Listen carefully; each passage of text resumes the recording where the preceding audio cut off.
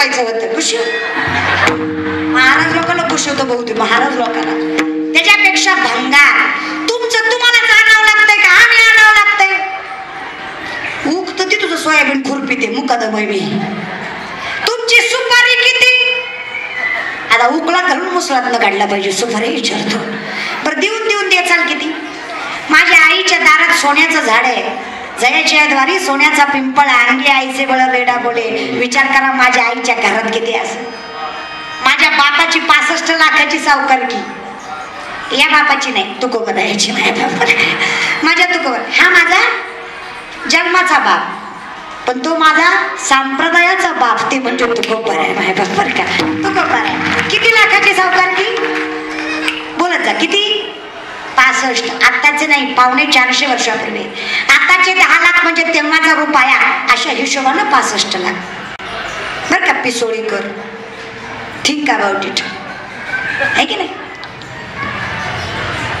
आपल्याकडे बुलेट आहे ती बी हप्त्यावर आहे तरी आपण बटाबटा वाजवतो रे. असे पुरींना कट मारू मारू जातो रे आपण हप्त्यावरच्या गाडीवर रे. हप्त्यावरच्या.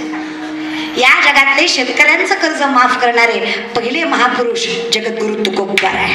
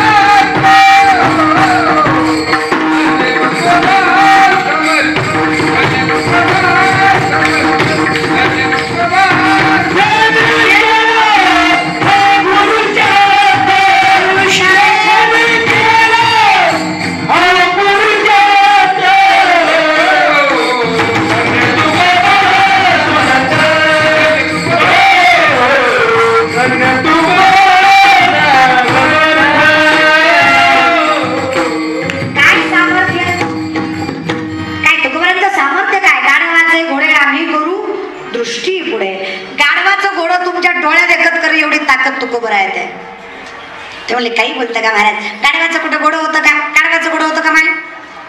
नाही म्हणू नका. पुढं बघा. गाढवाच आहे आम्ही गात्यानंच घोडे झालोय माय. ताकद लक्षात घ्या. फार ताकद ज्ञानेश्वरीत फार ताकद गाठ्यात घरात असू द्या.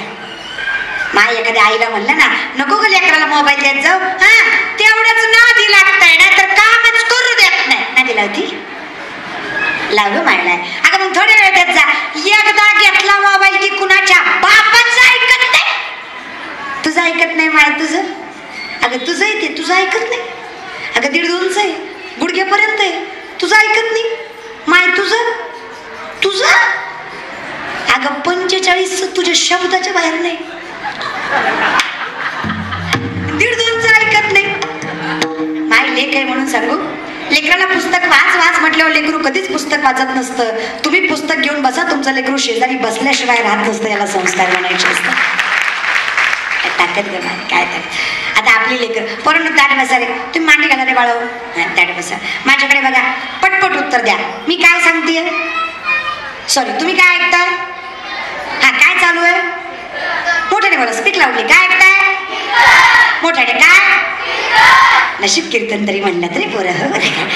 बाळांनो या 7-8 महिन्यापूर्वी गाजलेला पिक्चर ज्यामध्ये श्रीवल्ली गाणं होतं. पिक्चरचं नाव वाटतं जनरल नॉलेज वाटतं माहीत. परंतु हे नवीन झालं. जरा जुनं सांगा. 7-8 वर्षापूर्वी गाजलेला पिक्चर ज्यामध्ये जिंगाड गाणं होतं. सैराट मधल्या हिरोचं नाव हिरोईनचं नाव किती गुणाची पिसवायच्या बाया. आपल्या श्रावण सोमवारचा प्रसाद आहे त्या. इतकी उपास केले माय. किती गोड लेकर आहेत माय. किती गुणाची लेकर. परंतु पटपट पटपट मी म्हणते त्याच्या पुढचं म्हणायचं. म्हणते त्याच्या शांत गेली शालू गेली आता कुणाचं नाव आला. जेव्हा बघतीस तू माझ्याकडं मला माझ्या मामाची पोरगी 1 नंबर दिसते साडीवर.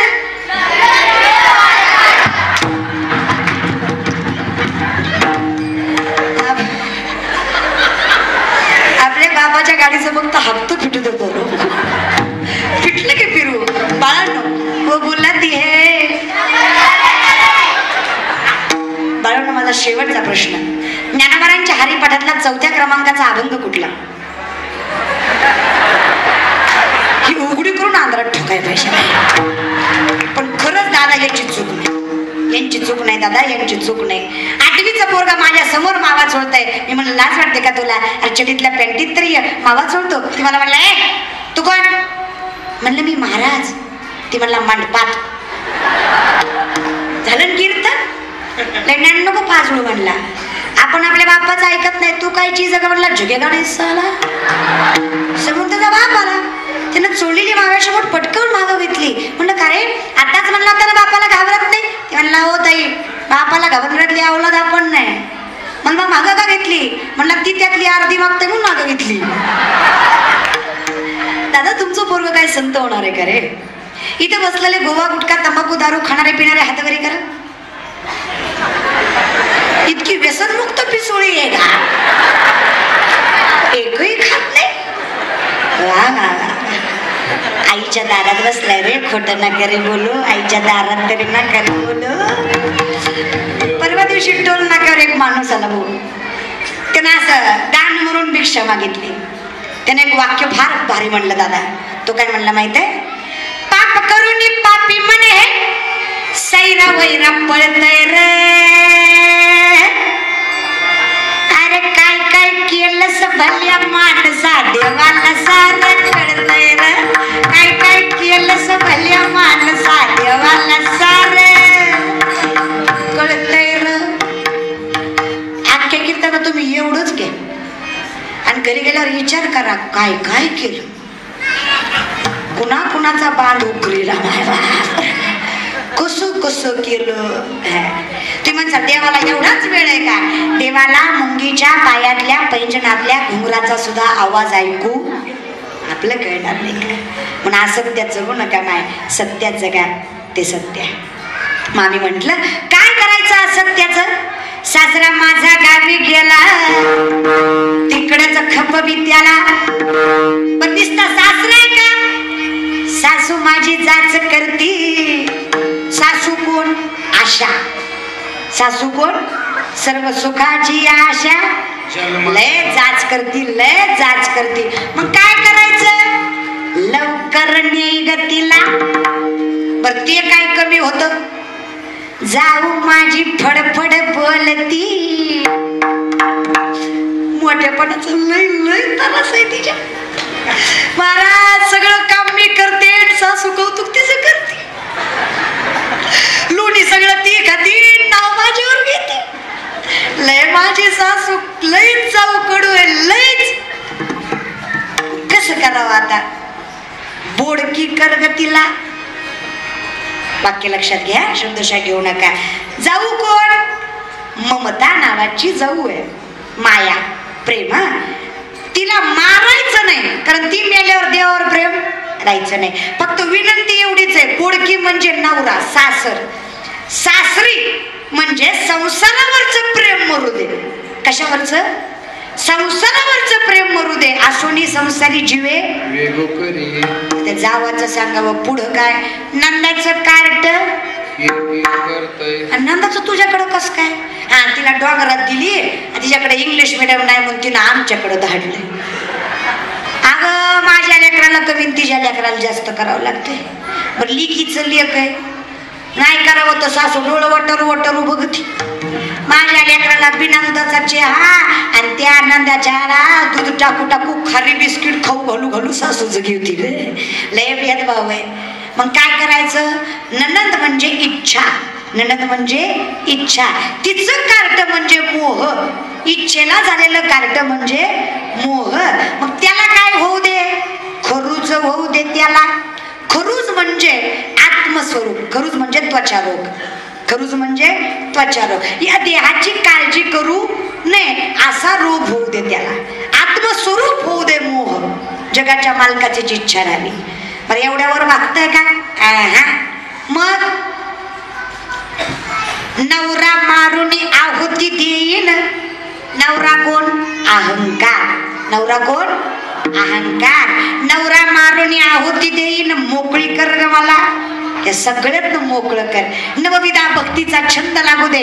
नवरात्रीचा, नवरात्र म्हणजे नवविधा भक्ती, स्मरण, चिंतन, कीर्तन, भजन, नवविधा भक्ती. या नवविधा भक्तीचा छंद मला लागू दे. एवढा लागला की माझ्या जीवनात विजयादशमीच आहे. फक्त माझी नवरात्र नवविधा भक्तीने भरू दे. माझा दसरा विजयाचा असं. सगळ्या षडविकारांचा नाश व्हावा, माझ्या जीवनात विजय यावा. ही नवविधा भक्ती नवरात्रीमध्ये माझ्या जीवनात यावी. मग मोकळी कर मला या संसारातनं. महाराज अहंकार मेल्याशिवाय देव सापडत नाही. रुक्मिणी माता, रुक्मिणी माता विठ्ठलाची बायको रुक्मिणी माता. बलिप्रतिपदा माहिती तुम्हाला? बलिप्रतिपदा कधी असते? बोला की माय, कधी असते? त्याला आपण म्हणतो पाडवा. पाडव्या दिवशी कोण कोणाला ववाळतं माय? तुम्ही कोणाला ववाळतं माय? तुम्ही का कुणाकडून ववाळून घेता दादा? नाही, तुमची चूक नाही. गेल्या दिवाळीत पाडवान भाऊबीज एकाच दिवशी होती. तुमची चूक नाही. तुम्ही भाऊ नवरा एकाच पाटावर ववाळलाय गेल्या वर्षी. पण माय बापा हो, भाऊबीजीला भाऊ ववाळत्यात आणि पाडव्याला नवरा. दिवस लक्षात ठेवा. भाऊबीज चुकली तरी हरकत नाही. भाऊ लय असतात.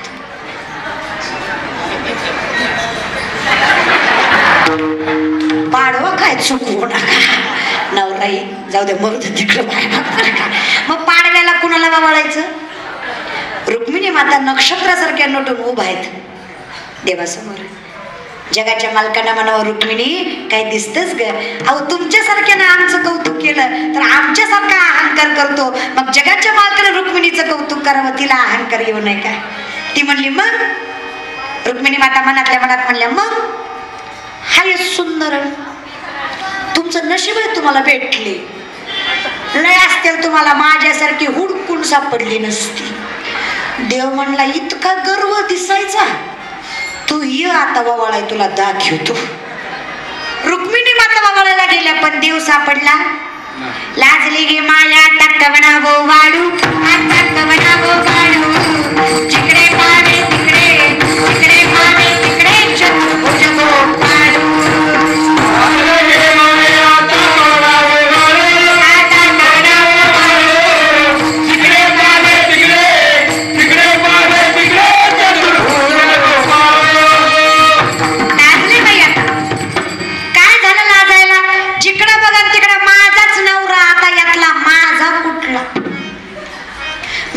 तांड घेऊन म्हणलं होतं माझ्यासारखी हुडकून सापडली नसती. आता नवराच ओळखू येईना. रुक्मिणी माता मनातल्या मनात म्हणल्या, देवा एकदा खून करून सांगा तुम्ही कोण आहे. पुन्हा जिंदगीत म्हणणार नाही मी आहे म्हणून टिकली. फक्त एकदा सांगा तुम्ही कोण आहे. देव म्हणले, बस बोंबलत. तुला कोण म्हणलं होतं गर्व करायला?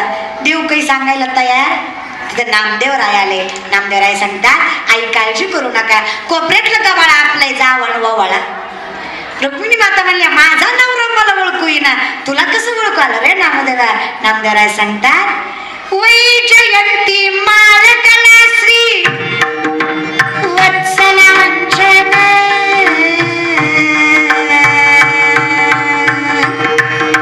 विष्णुदास नामायाने भाग्यली खूण.